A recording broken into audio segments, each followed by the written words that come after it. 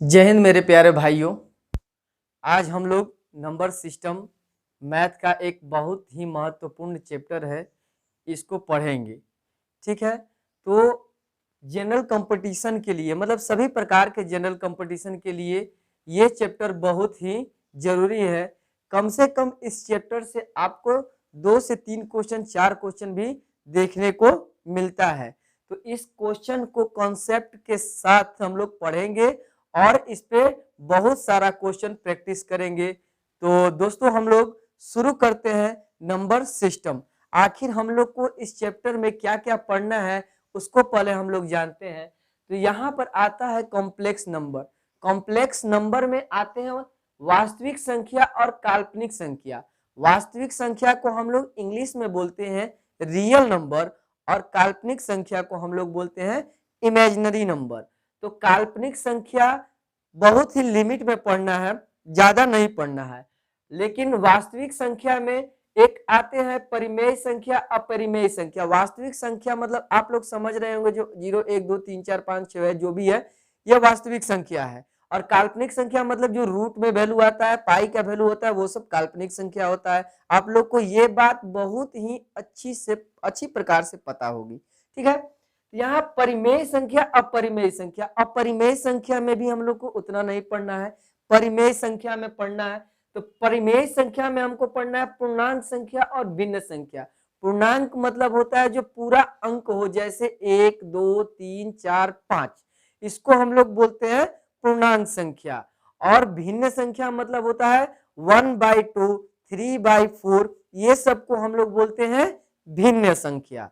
ठीक है दोस्तों, तो हम लोग पूर्णांक संख्या 2 प्रकार का देखते हैं। एक हम लोग देखते हैं नेगेटिव और एक देखते हैं पॉजिटिव। नेगेटिव मीन्स ऋणात्मक और पॉजिटिव मीन्स धनात्मक। ठीक है दोस्तों, और जो धनात्मक संख्या है उसमें आता है प्राकृतिक संख्या। प्राकृतिक संख्या भी 2 प्रकार की होती है, एक अभाज्य संख्या होती है और एक यौगिक होता है। अभाज्य मतलब आप लोग जानते हैं 3 5 7, ठीक है, 13, ये सब अभाज्य संख्या है जो खुद से और एक से डिविजिबल होता है, उसी को बोलते हैं अभाज्य संख्या। तो इतना चीज हम लोग को पढ़ना है और हर टॉपिक को हम लोग कॉन्सेप्ट वाइज लेकर चलेंगे, क्योंकि अगर कॉन्सेप्ट नहीं रहेगा तो हम लोग से कोई क्वेश्चन नहीं बनेगा।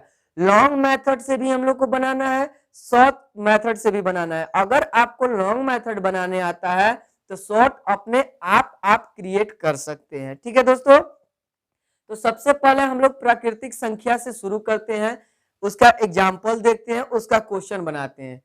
ओके दोस्तों, तो हम लोग टॉपिक के हिसाब से देखते हैं प्राकृतिक संख्या। प्राकृतिक संख्या क्या होती है? जो गिनती की संख्या होती है उसे हम प्राकृतिक संख्या कहते हैं। जैसे 1 2 3 4 dot dot dot dot dot. Okay, तो ये जितनी संख्याएं आती हैं वो प्राकृतिक संख्याएं कहलाती है। इसमें हम लोग पहला बात ये जानेंगे कि अगर अगर अगर 4 लगातार प्राकृतिक संख्या का गुणनफल हमेशा किससे डिवाइड होती है? तो वो 24 से डिवाइड होती है। वो 24 से डिवाइड होती है, मतलब भाग पूरा लग जाता है।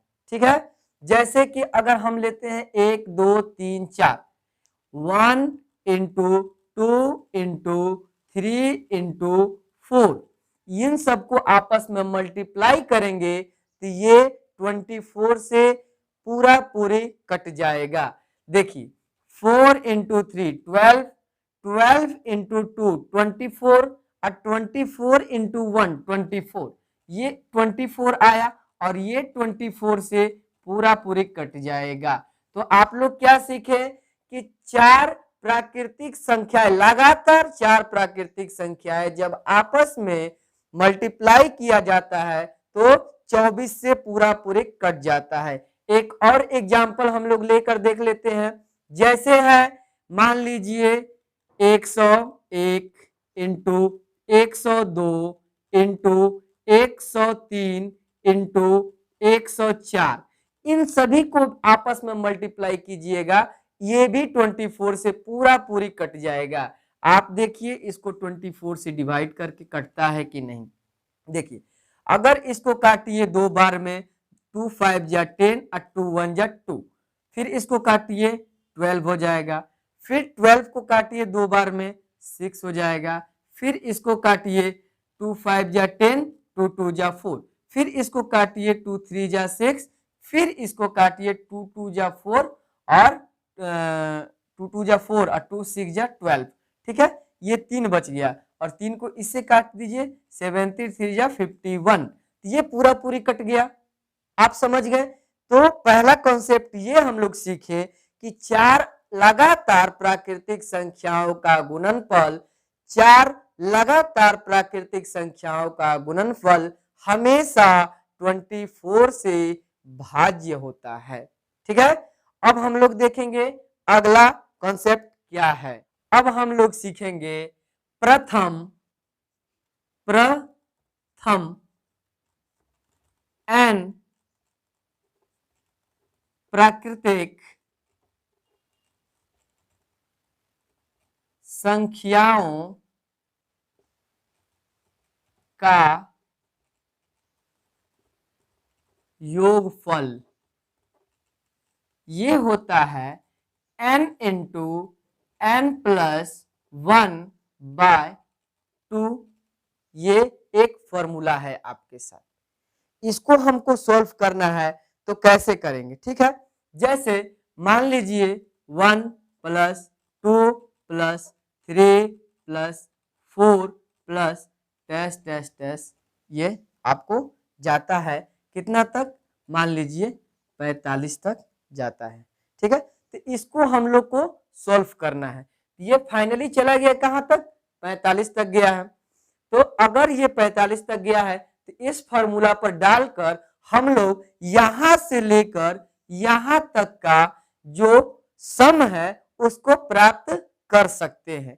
कैसे प्राप्त करेंगे, तो मान लेते हैं n आपका कितना हो जाएगा 45। n कहां तक है, n मतलब 1 से शुरू हो रहा है, लास्ट 45 तक जा रहा है, ये तो आपका n पता चल गया। n अगर आपका 45 है तो यहां n के जगह 45 कीजिए, n के जगह 45 और इनटू है n प्लस 1, तो n में 45 में 1 ऐड कीजिएगा तो 46 हो जाएगा, इनटू n प्लस 1 यानी 46 बटा में 2 और इसको कीजिए 23 से पूरा पूरे कट गया और यहां से आप मल्टीप्लाई करके इसको पा सकते हैं।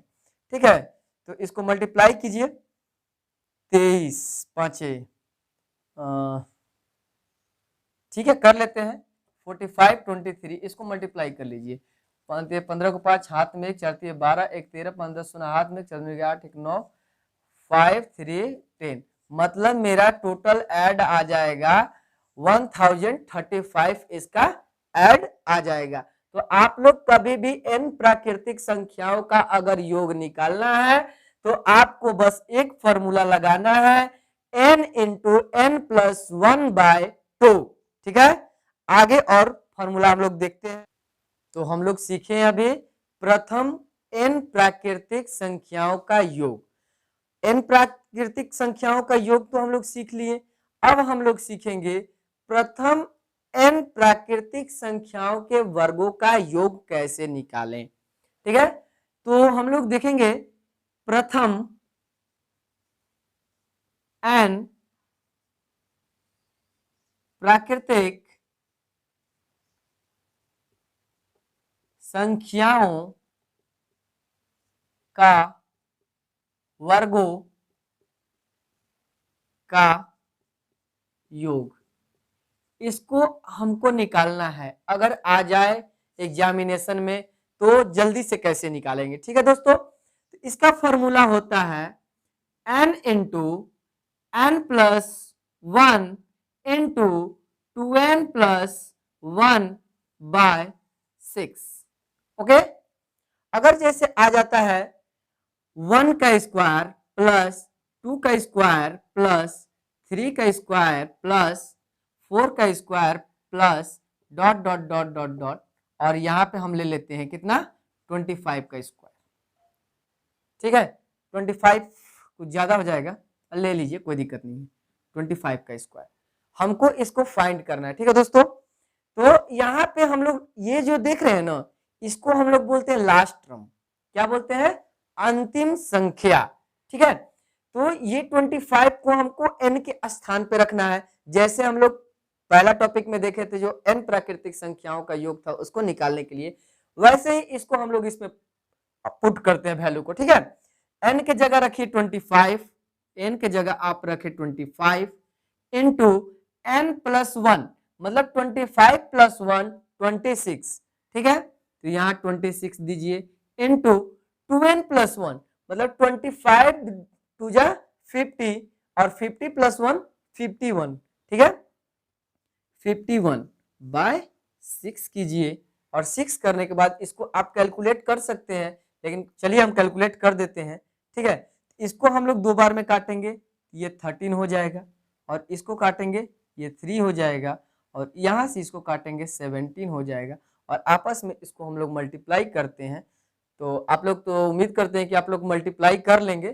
ठीक है, तो चलिए इसको निकालने हम लोग सीख गए हैं। एक और क्वेश्चन मैं आपको दे देता हूं, जैसे कि 1 का स्क्वायर प्लस 2 का स्क्वायर प्लस 3 का square plus dot dot dot dot 11 का स्क्वायर, इसको आप लोग फाइंड करके इसका आंसर कमेंट में बताइएगा। और हमारा पढ़ाने का तरीका आपको पसंद आए तो प्लीज वीडियो को लाइक कीजिएगा, चैनल को सब्सक्राइब कीजिएगा, ताकि आपका एक लाइक और सब्सक्राइब हमें मोटिवेट करे और हम आपको इससे भी ज्यादा अच्छे तरीका से बता सके। ठीक है दोस्तों, तो आगे का हम लोग पढ़ेंगे। वर्गों का योग हम लोग देख लिए, अब हम लोग घनों का योग सीखेंगे कि घनों का योग का जो कॉन्सेप्ट है उसको कैसे निकाला जा सकता है। ठीक है दोस्तों, इसको मिटाते हैं। तो हम आशा करते हैं कि आप लोग को ये सब फॉर्मूला और कॉन्सेप्ट पसंद आ रहा होगा, और लास्ट में जाते समय आपको इस फॉर्मूला पर कम से कम 5-6 क्वेश्चन दूंगा, और उसको आप घर में प्रैक्टिस कीजिएगा। ठीक है, तो अब हम लोग का टॉपिक है कि प्रथम n प्राकृतिक संख्याओं का घनों का योग हम लोग को निकालना है। तो इसका फॉर्मूला क्या है? तो इसका फॉर्मूला बहुत ही सिंपल आसान है। जैसे हम लोग किए थे उसमें प्रथम n प्राकृतिक संख्याओं का योग में क्या किए थे, n इंटू n प्लस 1/2 ये किए थे। इतना उसको यहाँ पे रख लेना है और इसका होल का स्क्वायर कर दीजिएगा, तो ये आपका घनों का फॉर्मूला क्रिएट हो जाएगा। तो एक फॉर्मूला से आप दूसरा फॉर्मूला भी निकाल लेंगे। जैसे ही आपको प्रथम n प्राकृतिक संख्याओं का योग का फॉर्मूला पता है, n इंटू n प्लस 1/2, तो ये पता है, तो उसके बाद आप घनों का निकालने के लिए सिंपल सा उनका होल का स्क्वायर कर दीजिएगा, तो आपका निकल जाएगा। जैसे हम लोग देखते हैं एक क्वेश्चन इस पर, 1 प्लस 1 का क्यूब प्लस 2 का क्यूब प्लस 3 का क्यूब प्लस 4 का cube plus dash dash dash, और यहां जाता है 10 का क्यूब। इसको हम लोग को निकालना है, तो सिंपल वही बात करना है। अब ये जो लास्ट टर्म है मेरा अंतिम संख्या, इसको इसमें n का वैल्यू में डाल देना है और इससे आपका सॉल्व हो जाएगा। तो इसको मैं एक बार बनाकर दिखा देता हूं, उसके बाद क्वेश्चन दूंगा। जैसे कि n के जगह 10, पहले आप 10 लिए इंटू 10 प्लस 1/2, इसका होल स्क्वायर कीजिए। फिर 10 इंटू 10 प्लस 1, तो 10 इंटू 10 प्लस 1 यानी 11/2, इसका होल स्क्वायर कीजिए। इसको काटिए 5 से, 11 5 जा 55, 55 का यहाँ होल स्क्वायर कीजिए। ये आपका आंसर यहाँ पे आ जाएगा। आप लोग होल स्क्वायर तो निकाल सकते हैं। होल स्क्वायर का मतलब होता है, जैसे मैं बता देता हूं, बहुत लोग को तो समझ में आएगा, जिसको अगर नहीं समझ में आता है कि होल स्क्वायर कैसे निकालेंगे तो उनके लिए है, सभी के लिए नहीं है। तो जैसे आप देख सकते हैं होल स्क्वायर के निकालने के लिए, जैसे 55 है तो ये 55 को 55 से आप मल्टीप्लाई कीजिएगा तो आपका होल स्क्वायर फाइंड हो जाएगा। जैसे 5 5 जा 25, कैरी गया 2, 5 5 जा 25 टू 27, और इसको भी 5 से 55 को मल्टीप्लाई कीजिएगा तो 275 आ जाएगा। इसको ऐड कीजिए 5 2 0 3, यानी आपका आंसर हो जाएगा 30 25। ये घनों का योग आप इस तरह से निकाल सकते हैं। जैसे एक क्वेश्चन और देता हूं मैं, ये आपके लिए है, इसको बनाकर कमेंट में बताइएगा कि 1 का क्यूब प्लस 2 का क्यूब प्लस 3 का cube plus dash dash dash, यहाँ आप निकालिए 15 का क्यूब। इसको सॉल्व करके हमको इसका आंसर जो है आप कमेंट में बताइएगा, और मेरे पढ़ाने का तरीका को भी आप कमेंट में बताइएगा। ठीक है दोस्तों, तो आप इस क्वेश्चन को नोट कर लीजिए और इसको सॉल्व कीजिए। ओके, तो हम आज इन 3 फॉर्मूला या 3 टॉपिक को यहीं पे छोड़ते हैं, और कल इसके आगे हम लोग पढ़ेंगे विषम संख्या। आगे का टॉपिक रहेगा हम लोग को पढ़ने के लिए विषम संख्या, और इसी तरह हम लोग धीरे धीरे इन टॉपिकों को पढ़ते पढ़ते नंबर सिस्टम को कंप्लीट करेंगे, और इस पे मैं आपको कम से कम 100 क्वेश्चन प्रैक्टिस करवाऊंगा। ये सारा कॉन्सेप्ट है आपका, कॉन्सेप्ट को माइंड में रखेंगे, क्वेश्चन मैं बोर्ड पर लिखूंगा, पहले आप सॉल्व कीजिएगा फिर मैं सॉल्व करूंगा। ओके, तो धन्यवाद दोस्तों, आज के लिए इतना ही। जय हिंद।